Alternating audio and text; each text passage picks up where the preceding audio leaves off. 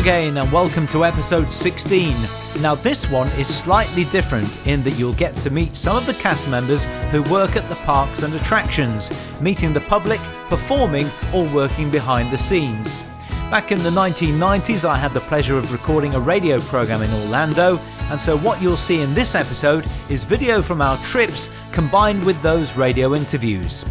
In the meantime, don't forget to like any of the videos you enjoy, and if you can, please subscribe to the channel.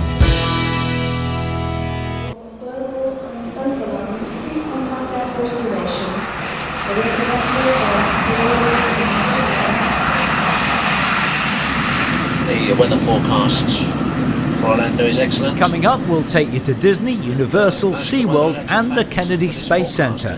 And we'll also talk about some other places to visit off the beaten track. You walk into the centre square and you look up and see Cinderella's castle, you know what I mean? Your eyes just fill up. It's one small step for man, one giant leap for mankind. People can expect at Universal Studios Florida to absolutely have their imagination stretched. Ladies and gentlemen, that's Baby Shamu!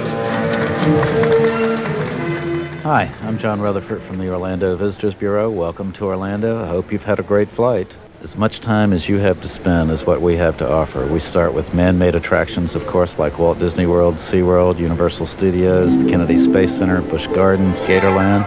And we go on to the natural attractions like canoeing on the Wekiva River, hot air ballooning, which combines nicely the natural and the man-made, helicopter flights, golf, tennis, swimming, boating of all sorts.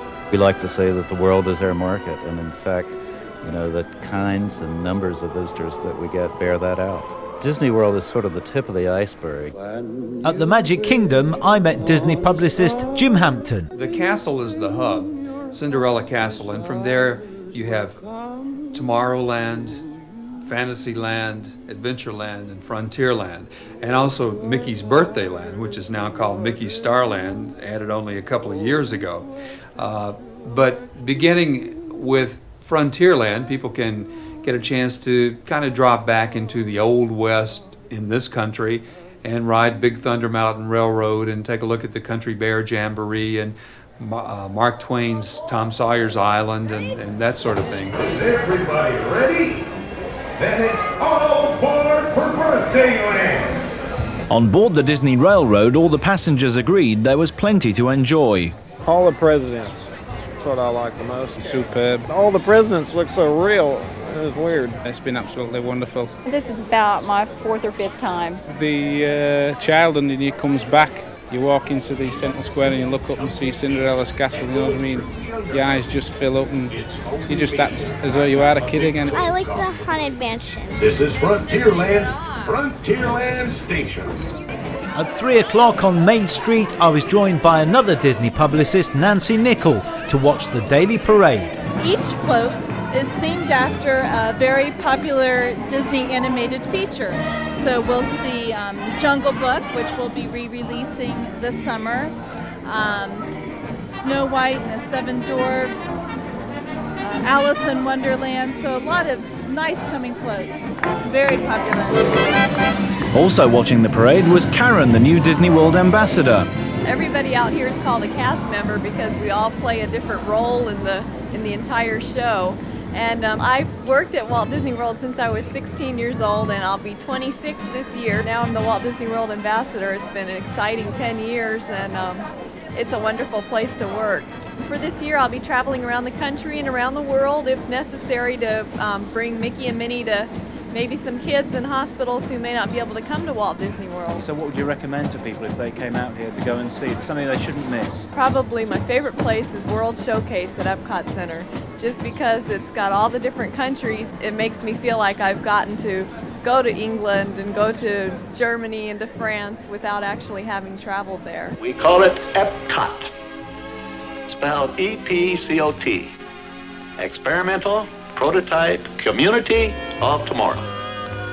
Epcot will take its cue from the new ideas and new technology. Working at World Showcase in Epcot is cast member from the UK, Kirsty Doubleday. It's great. It's a good experience.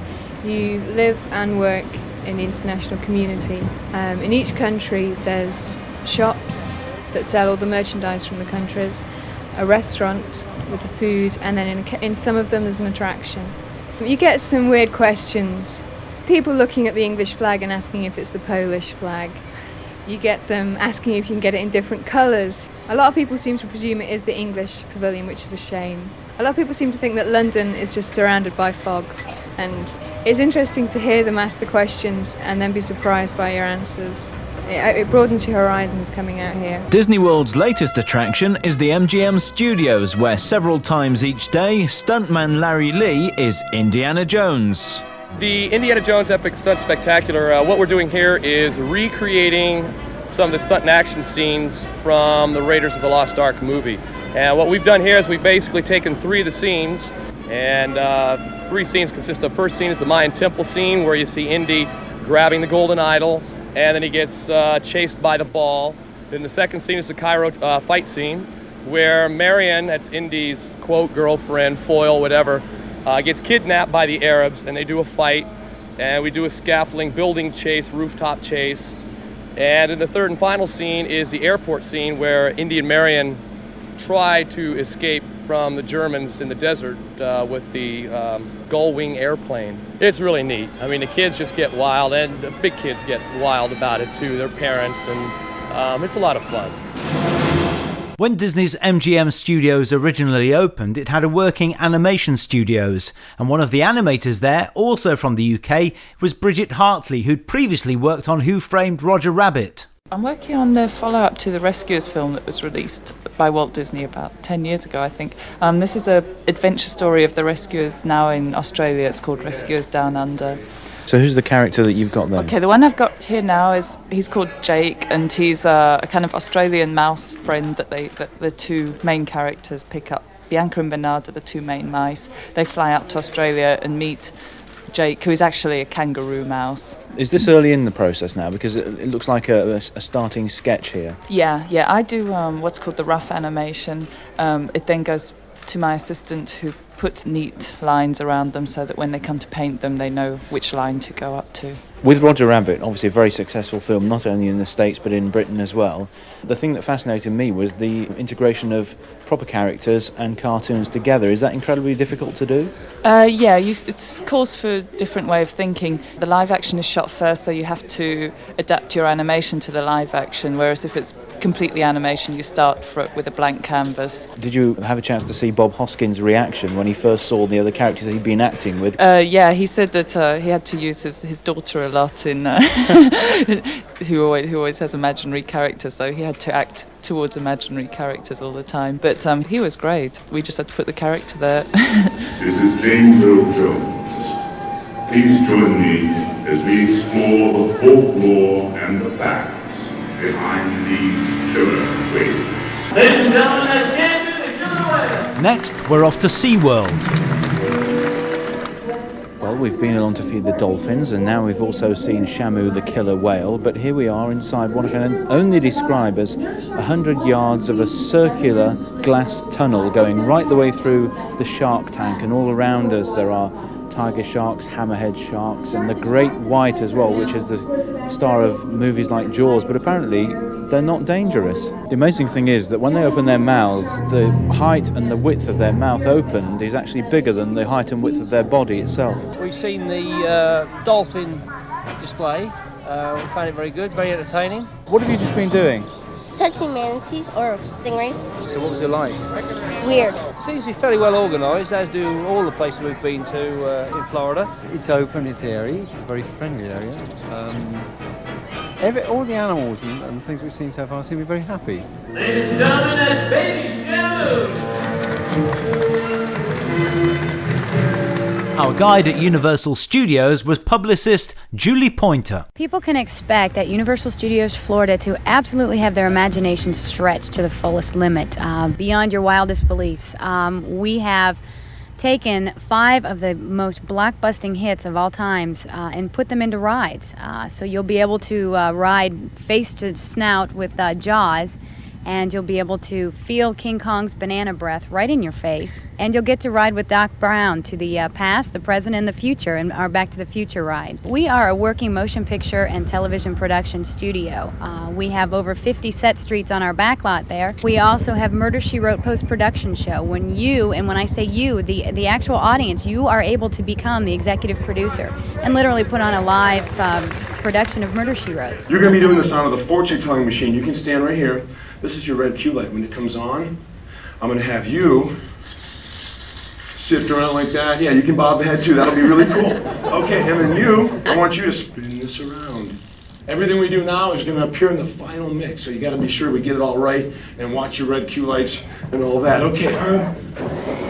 And we haven't even mentioned the most popular attraction. E.T. is just the most wonderful, heartwarming ride you can ever expect. You actually travel on a BMX bike with E.T. to help save his ailing green planet. The space shuttle is made up of 4 main parts. And finally, we took a tour of the Kennedy Space Center with publicist Tom Blair. Is the orbiter. Our 2 main activities are 2-hour bus tours of Kennedy Space Center, where you would be touring Complex 39, which contains launch pads A and B, the current launch sites for the space shuttle. The same 2 launch pads, A and B, that are used now for the space shuttle were also used for all the launches of the manned launches of the Apollo program. I'm going to step off the limb now.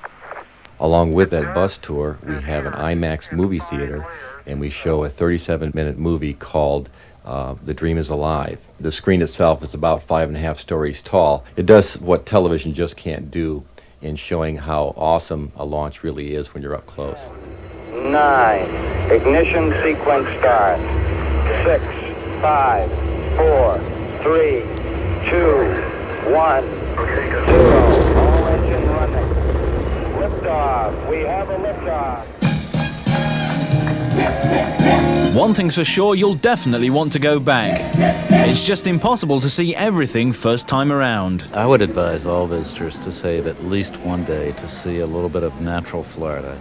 And you can do that in a hot air balloon ride or a chopper ride. My favorite way to do it is to take a canoe trip down the Wekiva or the Withlacoochee or the Ocklawaha rivers, all wild and scenic rivers. And absolutely stunningly beautiful. You'll see an alligator, rare birds, raccoons, all sorts of wildlife. And it is, I think, the most relaxing day that you could possibly spend in Florida, and also a wonderful way to get to know something about the state off the beaten track. Well, I hope you found that interesting, because that's about it from Main Street Martin, episode 16. Well, I'll be seeing you.